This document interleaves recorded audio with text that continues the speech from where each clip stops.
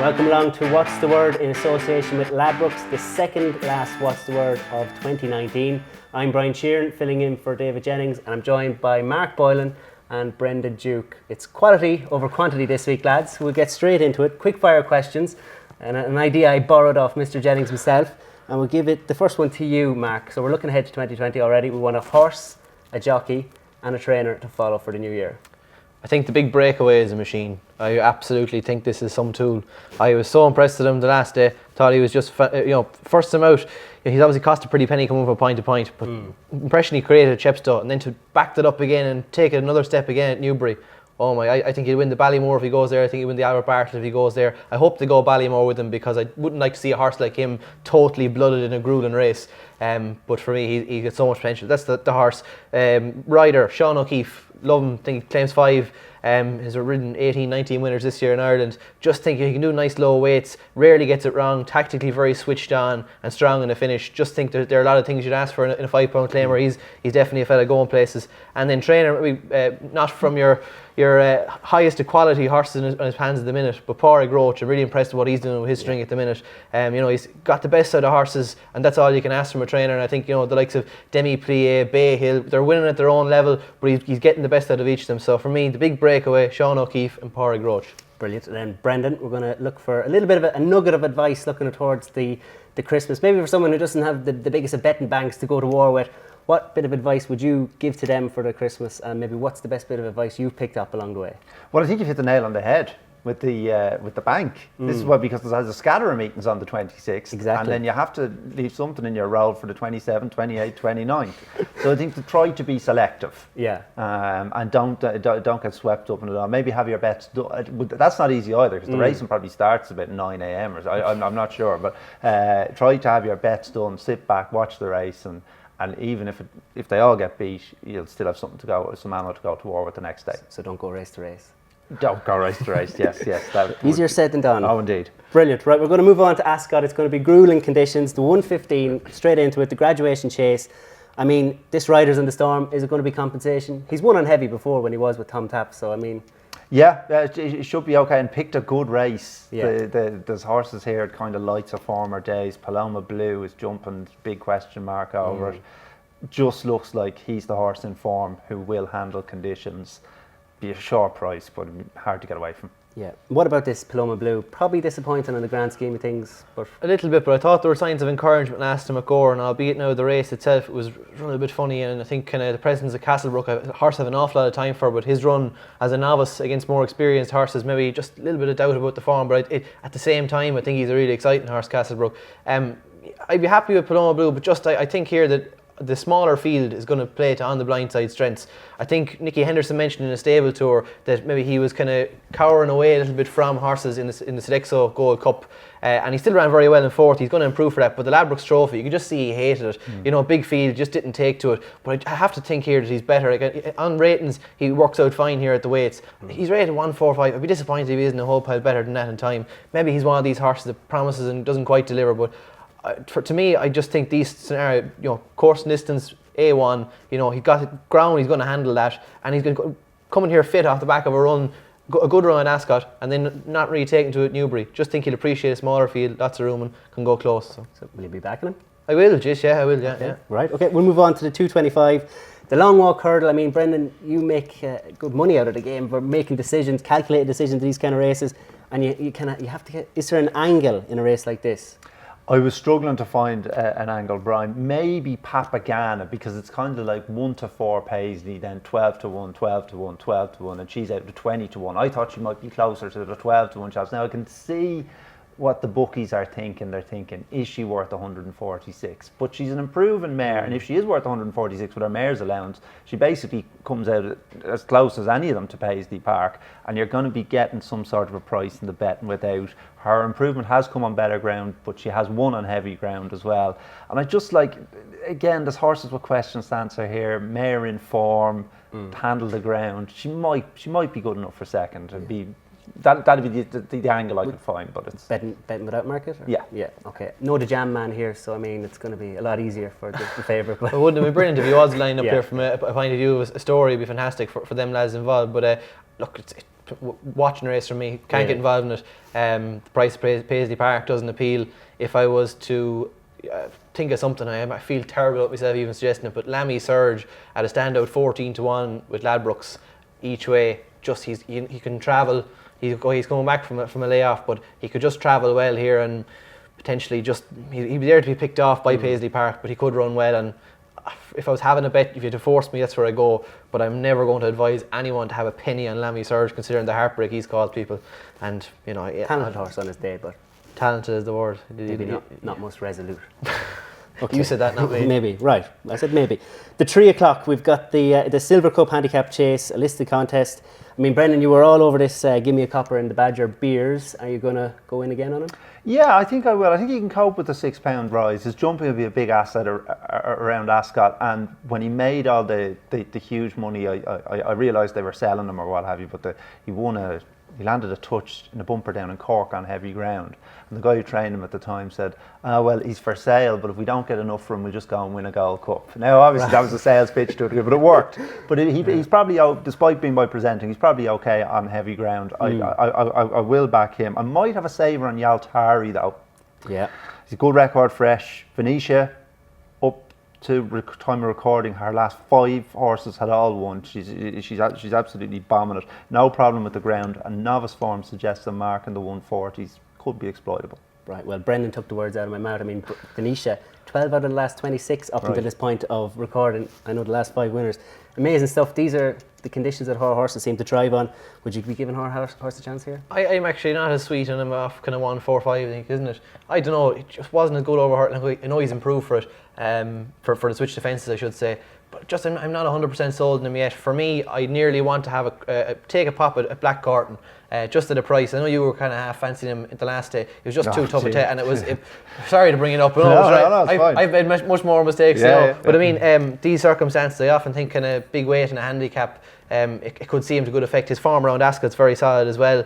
I think he won the Reynolds around here. He's just, you can fairly much depend on him to run his race at an each way sort of price, and I could see him running well. Whereas Yaltari maybe just has to come back and prove it off the back of a layoff. But when Venetians are flying, you have to respect that too, that he probably is tuned up. But for me, Black Carton at a bit of a price, but it wouldn't be a hugely confident shout. Okay, this isn't the easiest race to solve, a bit of a puzzle. So the 335 at Ascot, the Betfair Exchange Trophy. I mean, Ireland have won it in the past. I think Gordon Elliott, more importantly, has won it in the past. The likes of Causes, Bayan. Turnpike Trip is a horse that's quite interesting for Charles Burns. A horse that I thought was actually one of the ones to take out of the Royal Bond.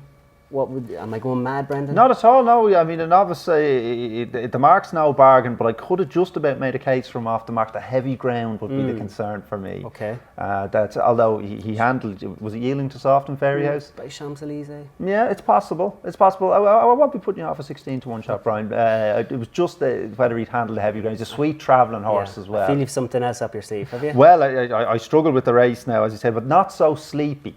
Right. So I think what's happened with the not so sleepy price is the bookies have looked at it, because he won over course and distance last time. They've looked at it and they go, well, he got a soft lead. In fact, he got a jump on them at the start. Right. And he's flattered. And that's undoubtedly true. But I sort of have a feeling that he looked around a bit in front as well. And he's probably somehow value for more than the winning distance, while also being value for less than the winning distance, if that makes any sense of sense. Yeah, but I think the price is okay, and he should be well handicapped. I mean, he's a mid-90s horse on the flat, and he was running in staying races on the flat, so this trip is probably sharp enough for him, but the heavy ground will bring stamina into play. Probably not facing a whole pile of competition for the lead either, can make it a decent test, and I thought he was very solid each way play. Okay, Mark, how do you weigh it up? Yeah, steady right with Johnny worked the last there right in him. For me, I like Contister. Just thought the run in the Greatwood, okay, beating a fair distance, but I just thought that there was a little bit of promise in it. It was at a time when Nickies are needing the run first time up, and I just think the Greatwood can be a pointer towards the winner of this. You've had horses like, I think, Brain Power was down the field in this, Cause was the same, and Mohamed as well last year, he was the very same as well, had finished down the field in the Greatwood.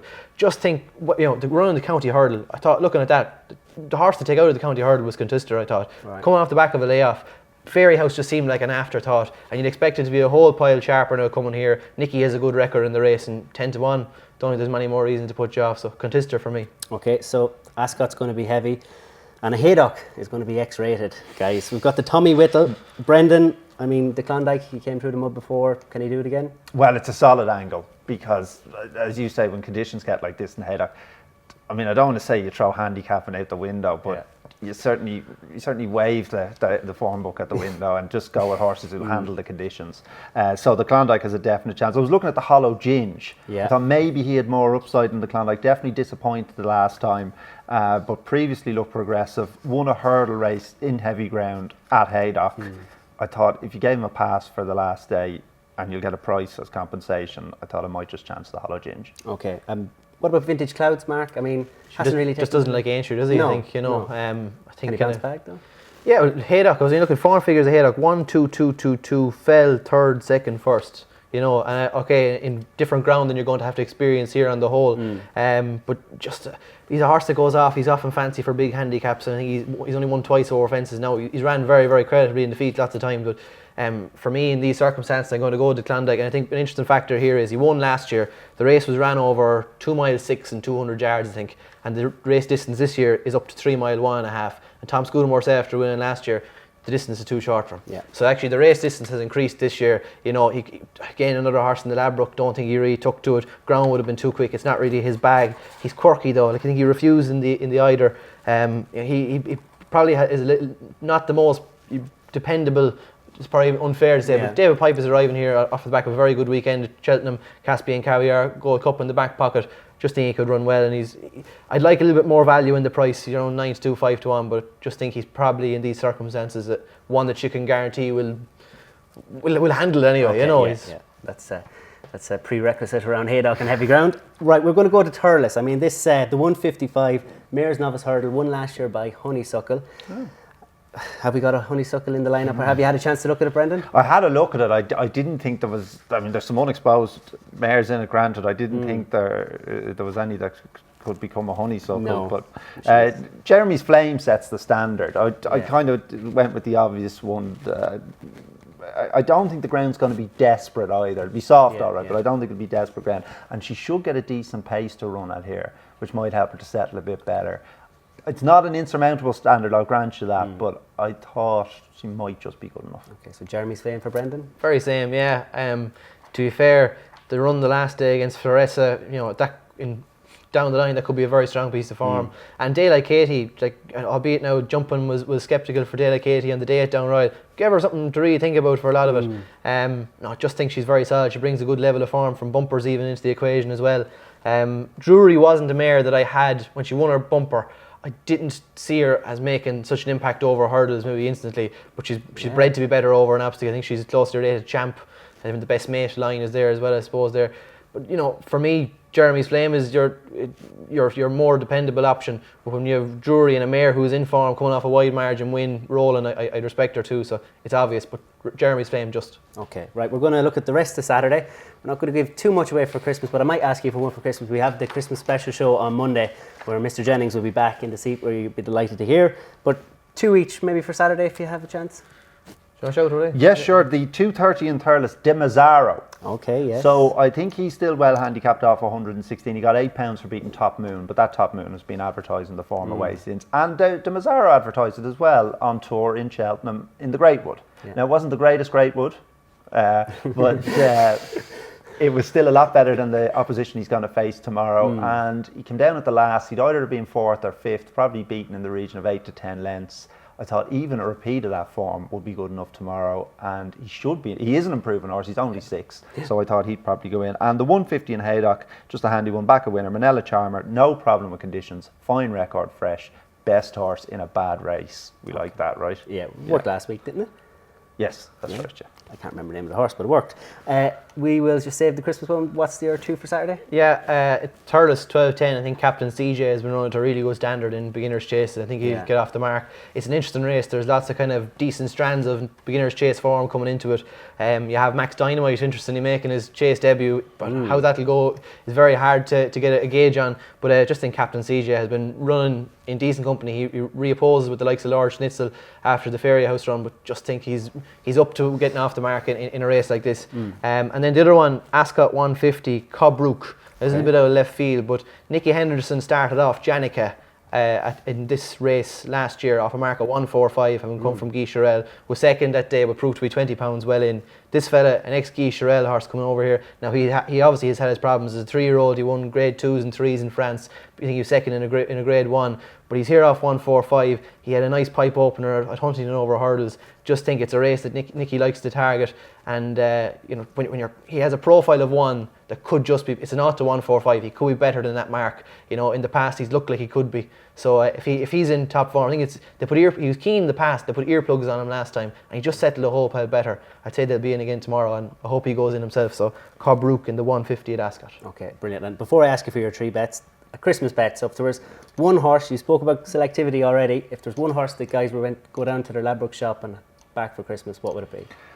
I'm going to have a few quid on Notebook in the Paddy Power Novice Chase in Leopardstown, because it looks like he's going to be a bigger price than I thought he should be. Right. It's a big ask giving weight to Arena and Fakir, but I've had a few quid in for the Arkle at Cheltenham as well. So if I'm a believer in him being able to win the Arkle, I think at the price he's going to be, you're going to be getting at the 1. I think I'll have to chance him at that kind of a price. Typical the Bromhead horse. How much has he improved over fences? Wicked jump. Yeah, wicked brilliant. jump. You? I think Bacardi's is a bit of value in the Christmas hurdle, the 3-mile race at Leopardstown. Right. Now he's not a horse that's always convinced me, but initially when I watched the Hatton's Grace, I was in the back of my head and going, what did Honeysuckle really beat? But I'm beginning to become a believer in that line of form, and he looked a real improved character, or a character that was in good form with himself when he beat Apple's Jade decisively. Now, albeit it's an Apple's Jade that isn't at her best anymore, but I just think at the minute when he could be facing Benny Juju potentially, who's coming off the back of a pulled muscle and missing out on her engagement at Fairyhouse. Just think he could run well. I think there's a bit of value in that market at the minute, because there's a few of them that won't turn up. Yeah. And I just think he could be worth an anti-post play. So for me, Bacardi's in that Christmas hurdle 3-mile race at Leopardstown. Okay, and guys, the 3 best bets for Saturday. We'll start with Brendan. Nap 3:35, Ascot Not So Sleepy. Then we'll go to 2:30 in Thurles, De Mazzaro, and finish up with the 11:50 in Haydock, Manila Charmer.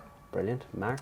For me, I will go in the 1:15 at Ascot on the blind side, the 1:50 at Ascot, Cobrook, and get the time of the race here, at Thurles 12:10, Captain CJ. Brilliant. Well, that's our lot from myself, Brian Sheeran, Mark Boylan, and Brendan Duke. Don't forget that in association with Ladbrokes, we'll be back on Monday with our Christmas special, What's the Word?